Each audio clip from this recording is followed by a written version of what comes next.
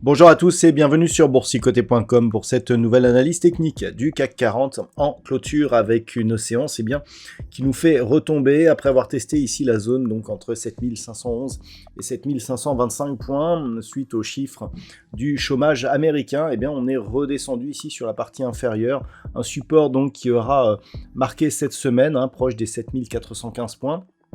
Au terme de cette séance, donc après avoir tenté ici un nouveau plus haut, le CAC 40 clôture en baisse de 0,79% à 7431,04.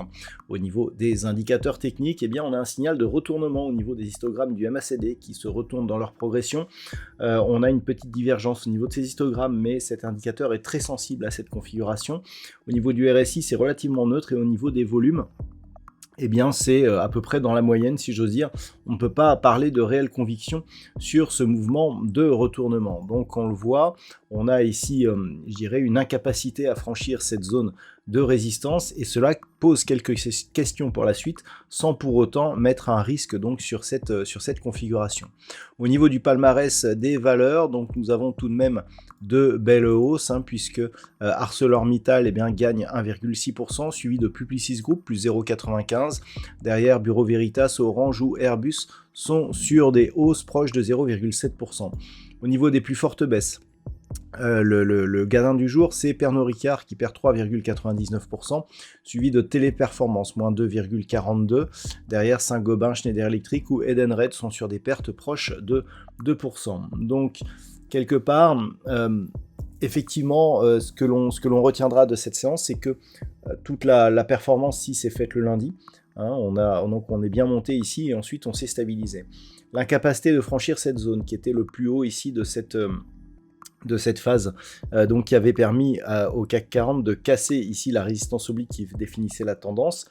Pour l'instant, on continue donc à s'inscrire dans une zone neutre et les niveaux qu'il va falloir surveiller, nous en dirons plus pour la suite, mais pour l'instant, on reste quand même sur un biais plutôt haussier puisque nous avons des contacts ici sur la bolle supérieure et des cours qui évoluent bien au-dessus de la moyenne mobile 20 exponentielle.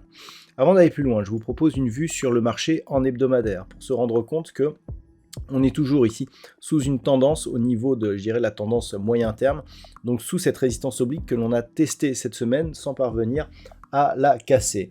D'un point de vue, je dirais, du point de vue de cette séance, on voit que nous sommes toujours ici sur des contacts bol inférieur avec une moyenne mobile 20 exponentielle et encore cette semaine qui agit comme une phase de résistance. Donc ça reste plutôt baissier, même si effectivement on n'a pas de nouveau point bas significatif, même si on le voit, voilà, ici, l'évolution des points bas se fait d'une manière légèrement haussière. Au niveau des points hauts, c'est assez flou pour le moment. On aurait pu avoir un mouvement de retournement, mais celui-ci n'a pas été confirmé.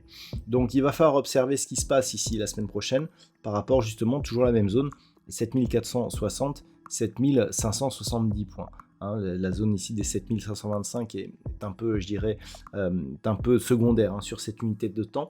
C'est vraiment ces niveaux qu'il va falloir observer pour valider éventuellement une rupture de la moyenne mobile 20 exponentielle. Et encore, c'est ce que l'on avait eu ici sur cette phase d'évolution au mois de septembre. Je rappelle que du point de vue de la tendance moyen terme, on n'a plus de contact sur la bolle supérieure depuis ici ces deux bougies que nous avions eues en mars de cette année. Ce qui veut dire que depuis, on évolue sur une dynamique et notamment depuis que l'on a touché ici la bolle inférieure au mois de juin, donc suite à la dissolution, on évolue plutôt sur un risque baissier. Donc c'est un petit peu ce qu'il faut surveiller. Et donc la semaine prochaine, on observera ce qui se passe ici autour des 7525, mais surtout 7570 points. C'est vraiment au-delà de cette zone que l'on commencerait à avoir des signaux positifs sur cette unité de temps.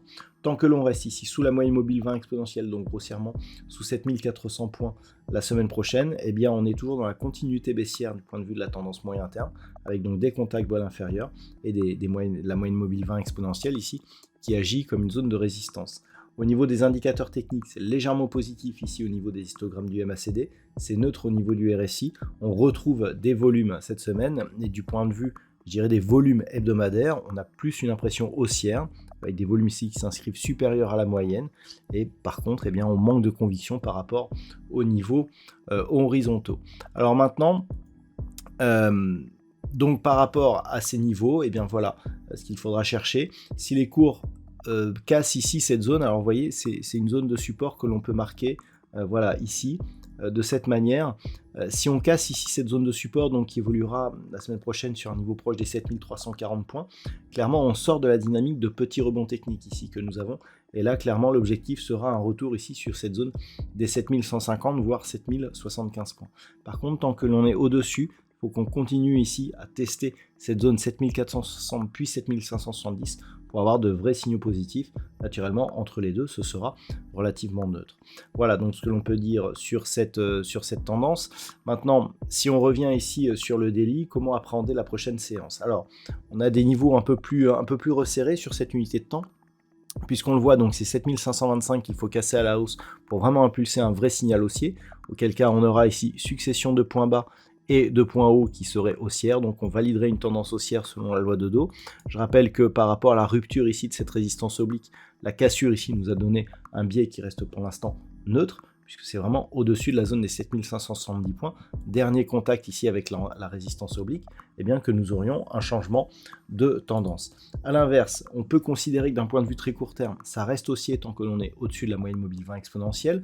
Le niveau d'alerte sera de 7365 points, puisque sur rupture de ce support horizontal, eh bien on aurait rupture de la moyenne mobile 20 exponentielle, et donc invalidation du mouvement haussier d'un point de vue court terme, avec une neutralisation qui pourrait se transformer en dynamique baissière sous 7240 points.